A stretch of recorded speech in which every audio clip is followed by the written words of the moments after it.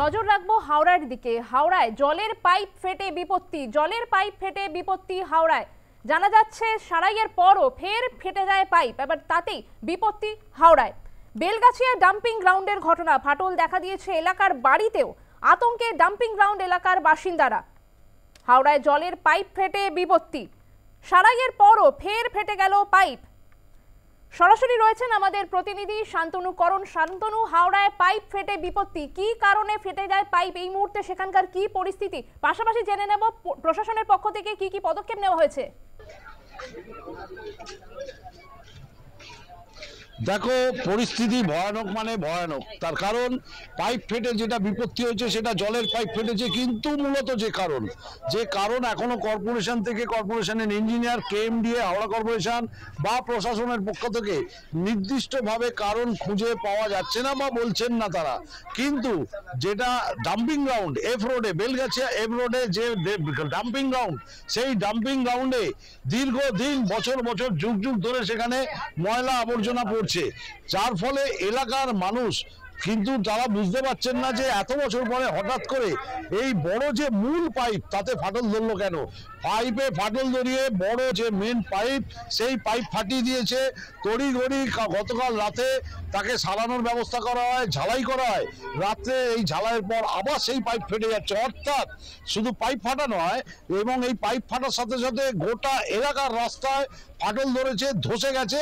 এবং এলাকার আশেপাশে ডাম্পিং গ্রাউন্ডের পাশে যেসব জনবসতি রয়েছেন, এবং প্রায় 25 থেকে 30টা বাড়ি যারা বসবাস করেন, সেই বাড়ি প্রত্যেকটা বাড়ি কম বেশি ফাটল ধরেছে। কোনোটার মেঝে ফেটে উঠে গেছে, কোনোটার দেয়াল ফাটল ধরেছে, দেয়ালের গোড়া থেকে ফাটল ধরেছে, এবং বাড়িতে ঢোকার যে রাস্তা, সেই সব রাস্তা ফাটল ধরেছে। শুধু তাই নয়, ধসও আরম্ভ হয়েছে।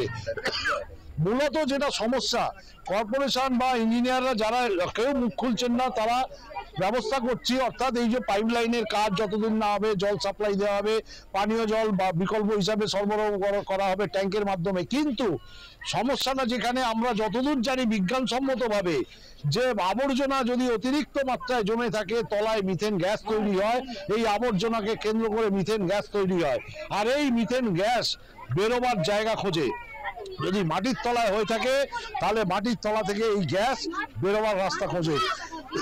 আর সেই বেরোবার রাস্তা থেকেই রাস্তায় ঢালাই রাস্তা ফাটিয়ে দিচ্ছে, এবং যেটা ঘরের ভেতরে যেসব মেঝে পথ রয়েছে, দেয়াল রয়েছে, সেই গ্যাসের চাপে সেগুলো ফাটল ধরছে।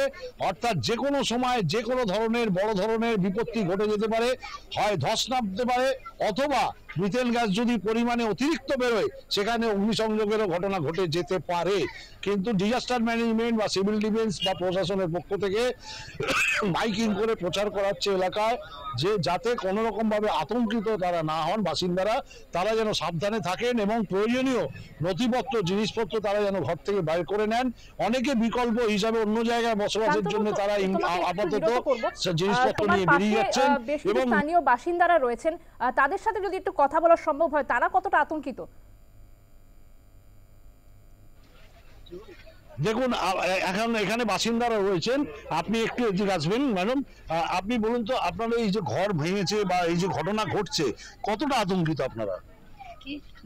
কতটা আতঙ্কিত আপনারা? অনেকেরই আতঙ্কিত আছে, মানে এটা বলা যাচ্ছে না কিভাবে যে গ্যাসটা হচ্ছে, আর রাস্তাগুলো পুরো চাতালগুলো উঠে যাচ্ছে, বাড়ি ভেঙে যাচ্ছে, দেওয়ালগুলো পুরো ধ্বংস হয়ে গেছে, টালিগুলো থাকছে, টালিগুলো নিজে বসে যাচ্ছে। যেখানে যাচ্ছে সেখানে দেখছে একটু পরে রাত্রে কিছু দেখছে, সকালে কিছু হয়ে যাচ্ছে।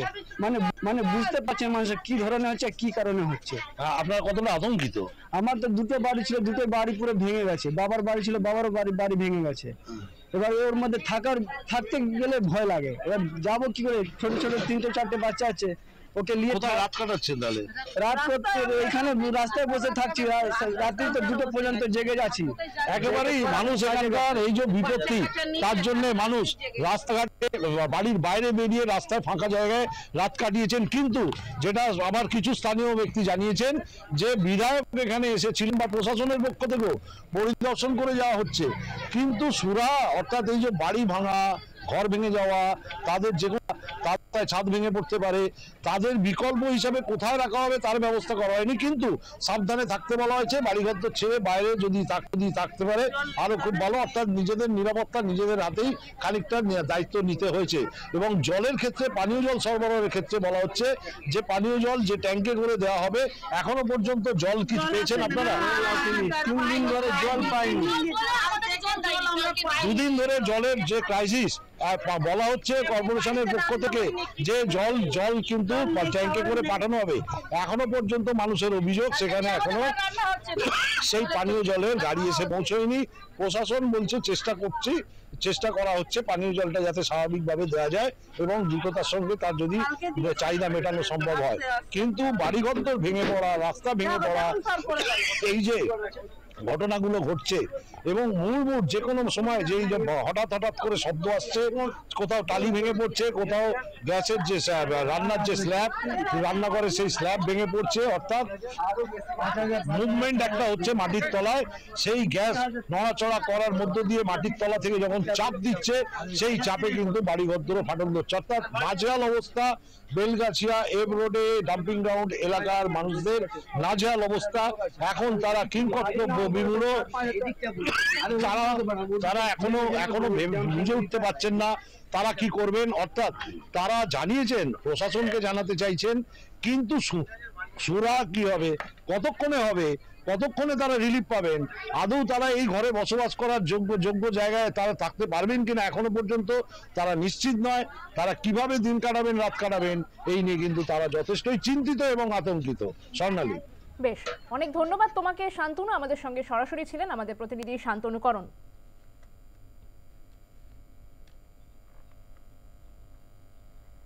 এই প্রসঙ্গে পুলিশের পক্ষ থেকে কি বলা হচ্ছে শোনাবো।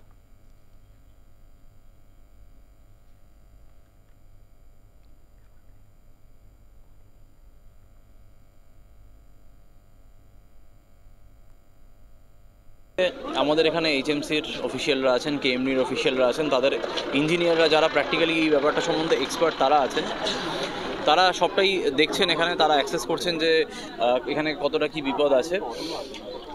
আপাতত এখানে জল নেই, এটা একটা ফ্যাক্টর আছে। তো জল রেস্টোরেশনের জন্য এনারা অলরেডি কাজ শুরু করেছেন। আমাদের পুলিশের তরফ থেকে যা কোঅপারেট করার আমরা সবটাই করছি। বেলগাছিয়ায় ট্রাফিক ডাইভারশন করা হয়েছে যাতে করে সেখানে বেলগাছিয়া এই ওয়াটার সাপ্লাই পাইপলাইনের কাজ করা যায়। যখনই রেস্টোরেশন হয়ে যাবে তখন আবার এলাকার মানুষ জল পাবেন। বাট তার আগে অবধি আমরা কেএমডি এইচএমসি দুজনকে আমরা রিকোয়েস্ট করেছি এবং ওনারা করছেন, সেটা হচ্ছে ওনারা ওয়াটার ট্যাঙ্কার দিয়ে আপাতত জল সাপ্লাই করার চেষ্টা করছেন। এমনি অ্যালার্ট থাকার জন্য বলা হচ্ছে, কোথাও যদি কোনো রকম নতুন ক্র্যাক হয় সেটা আমাদেরকে জানানোর জন্য বলা হয়েছে, আমরা এখানে থাকছি। বাট আলটিমেটলি যারা এক্সপার্ট আছেন, যারা ইঞ্জিনিয়ার আছেন, তারাই বলবেন যে কতটা কি ক্ষতি হয়েছে এবং কি হবে। তারপর সেই মতো অ্যাডমিনিস্ট্রেশন ছেড়ে যাওয়ার কথা, সেই ডিসিশনটা তখন নেওয়া হবে। অ্যাডমিনিস্ট্রেশন তখন সেইভাবে সে ডিসিশন নেওয়া হবে। নেই, আমি তো পানীয় জলের ব্যাপারটা বললাম। বিদ্যুতের এখানে যে ব্যাপারটা আছে সেটা হচ্ছে আপনারা দেখতে পাচ্ছেন কতগুলো পোল হেলে পড়েছে। তো তাই জন্য যেটা হয়েছে, এখানে হাই টেনশন যে ওয়্যারসগুলো ছিল সেখানে কিছু ফ্ল্যাশ দেখা দিয়েছিল। তো তাই জন্য এটা বলে এটা বন্ধ করা আছে। যখন এটা কাজ হয়ে যাবে বিদ্যুৎ আবার চলে আসবে।